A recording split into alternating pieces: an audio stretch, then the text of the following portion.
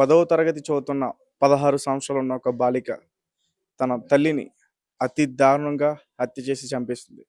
అయితే ఈ కేసులో చాలా విషయాలు కూడా ఇప్పటివరకు వెలుగులోకి వచ్చాయి. అంటే ఎవరైతే ఆ అమ్మాయి ప్రేమించిందో ఆ బాయ్ ఫ్రెండ్ శివ అనే వ్యక్తి కోసం ఇదంతా కూడా చేసిందా? లేకపోతే ఇతర వేరే కారణాలు ఏమైనా ఉన్నాయా? ప్రతి విషయాన్ని గురించి కూడా మనం క్షుణ్ణంగా తెలుసుకునేందుకు ప్రయత్నిద్దాం.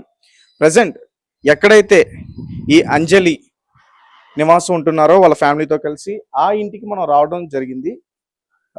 ఇక్కడైతే ప్రజెంట్ ఇదంతా కూడా లాక్ చేసి ఉంది.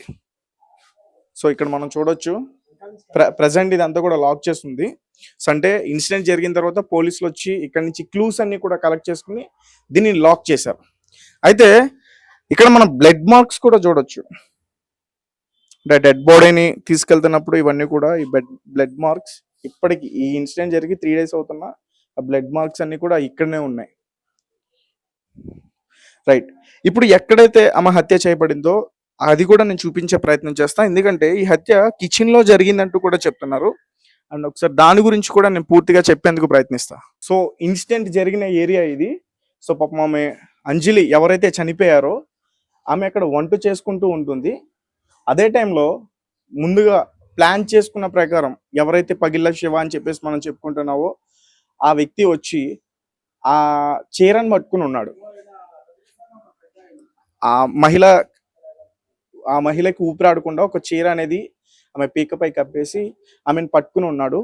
ఈలోపు తమ కుమార్తె ఒక సుత్తి తీసుకుని వచ్చి ఆ తలపై బలంగా కొట్టిందంటూ కూడా చెప్తున్నారు. ఒకసారి ఇక్కడి నుంచి క్లియర్ గా మనకి కనిపించట్లేదు. నేను రెండో విండో దగ్గరికి తీసుకెళ్లే ప్రయత్నం చేస్తా ఒకసారి.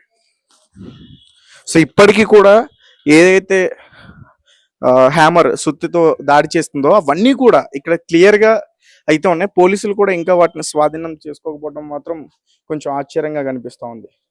సో ఒకసారి మనం చూడొచ్చు, మనం ఏదైతే ఇందాక చెప్పుకున్నామో ఆ మహిళని ఆ శివ అనే వ్యక్తి వచ్చిన తర్వాత చీరతో ఆమెకి ఊపిరాడకుండా ముసుకేసేయడం, దాని తర్వాత వారి వెంట తెచ్చుకున్న ఒక సుత్తి దాంతో తీసుకుని బలంగా నెత్తి మీద కొట్టారు. కొట్టిన తర్వాత ఇద్దరు కూడా ఇక్కడి నుంచి పారిపోయారు అనే వార్త అయితే వింటున్నాం. కానీ అది అవాస్తవం. వాళ్ళిద్దరు కూడా పారిపోలేదు. మొత్తం వరకు కూడా వాళ్ళు ఇక్కడే ఉన్నారు. ఒకసారి పిన్ టు పిన్ నేను ఒకసారి ఎక్స్ప్లెయిన్ చేసే ప్రయత్నం చేస్తాను. ఇప్పుడు ఎవరైతే 10వ తరగతి చదువుతుందో ఆ బాలిక వాళ్ళ సొంత తల్లిని అతి కిరాతకంగా దారుణంగా హత్య చేసిందో ఆ సీన్ ఎక్కడైతే జరిగిందో ఆ సిచ్యువేషన్ మొత్తం కూడా ఇప్పుడు నేను మీకు చూపించే ప్రయత్నం చేశాను. అయితే వాళ్ళకి ఇంట్లో విభేదాలు ఉన్నాయి, ఎప్పటి నుంచో కూడా విభేదాలు ఉన్నాయి.